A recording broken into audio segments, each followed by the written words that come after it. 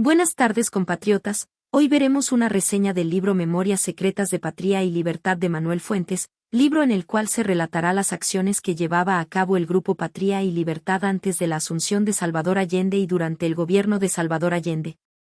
Una vez electo Salvador Allende el 4 de septiembre de 1970 con la mayoría relativa del 36,2%, se forma el Movimiento Patria y Libertad con el fin de evitar que el Parlamento en octubre le dé la victoria a Salvador Allende, ya que cuando un candidato en esa época no obtenía el 50% más uno por la ciudadanía, el Parlamento era el que tenía que determinar cuál de los dos candidatos que sacaron más voto popular era electo como presidente de la República. El Movimiento Patria y Libertad realizó diversas acciones para evitar que el Parlamento escogiera a Salvador Allende como presidente de la República por ser un marxista-leninista, lo cual el movimiento rechazaba con mucha fuerza. Entre las acciones llevadas a cabo fue el intento de secuestro del general René Schneider-Chereau, el cual tenía como objetivo tenerlo secuestrado para presionar al Parlamento no escoja a Salvador Allende como presidente, o para presionar a las Fuerzas Armadas a dar un golpe de Estado y evitar que el Congreso ratifique a Salvador Allende como presidente, pero el intento de secuestro terminó con resultado de muerte hacia el general Schneider, aunque algunas fuentes acusan que ese operativo fue entorpecido al ser infiltrado por el movimiento de extrema izquierda MIR.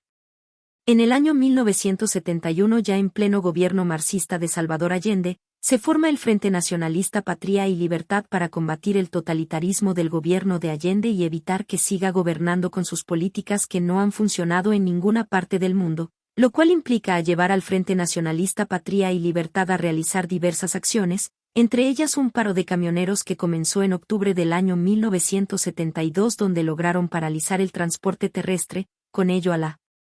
vez, hicieron algunas actividades para entorpecer más el transporte terrestre boicoteando a los vehículos que no se sumaban al paro colocando Miguelitos en los caminos, y peor, como trabajaba con ellos el agente de la CIA Michael Townley, un gringo bastante loco. Este agente de la CIA le pasó a algunos miembros de Patria y Libertad unos explosivos para que incendiaran la maquinaria de propietarios de camiones y micros no adheridas al paro.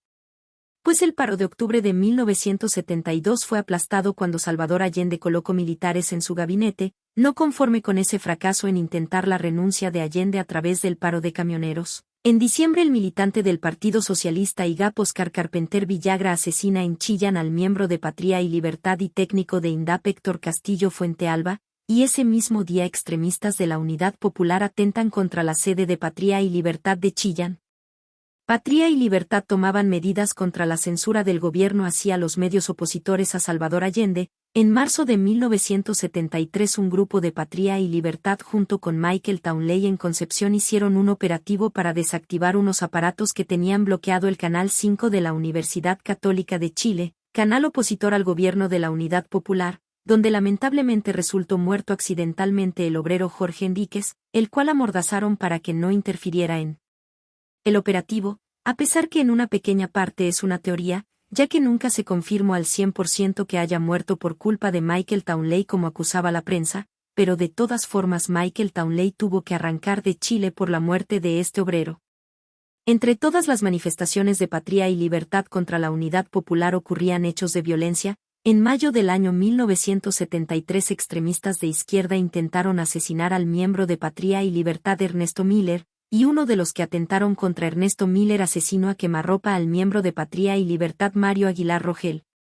A finales de julio de 1973 se inició un nuevo paro de camioneros, el cual sería el paro que terminaría por derrocar el gobierno de Salvador Allende, pues fueron adoptadas medidas más radicales como el sabotaje a la luz, corte de oleoductos, de gasoductos, de vías férreas, de puentes ferroviarios, de viaductos. Corte de cualquier elemento que pudiera sabotear el paro de camioneros destinado a hacer renunciar a Salvador Allende. Esta reseña ha llegado a su fin, queridos compatriotas. Ahora cabe preguntarse si todos los atentados terroristas realizados durante el gobierno de la Unidad Popular, que comenzó el 3 de noviembre de 1970 y terminó el 11 de septiembre de 1973 con el pronunciamiento militar pedido por la mayoría ciudadana, fueron todos realizados por Patria y Libertad. La respuesta es no, ya que el mismo Partido Socialista rectificó en el año 1965, 1967 y 1971 que las elecciones eran solo un medio para alcanzar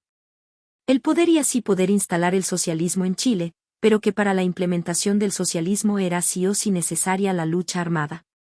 Para finalizar daremos algunos ejemplos que confirma lo anteriormente explicado. El 4 de enero de 1972 el diario Tribuna publica que el sabotaje realizado a las bombas de la mina El Teniente de Rancagua tiene olor a autoatentado según un parlamentario, ya que el terreno carece de vigilancia y cualquier persona se puede pasear como Pedro por su casa, considerando que el atentado sirve para distraer el desastre en Rancagua por las malas políticas del gobierno de explotación de la minería.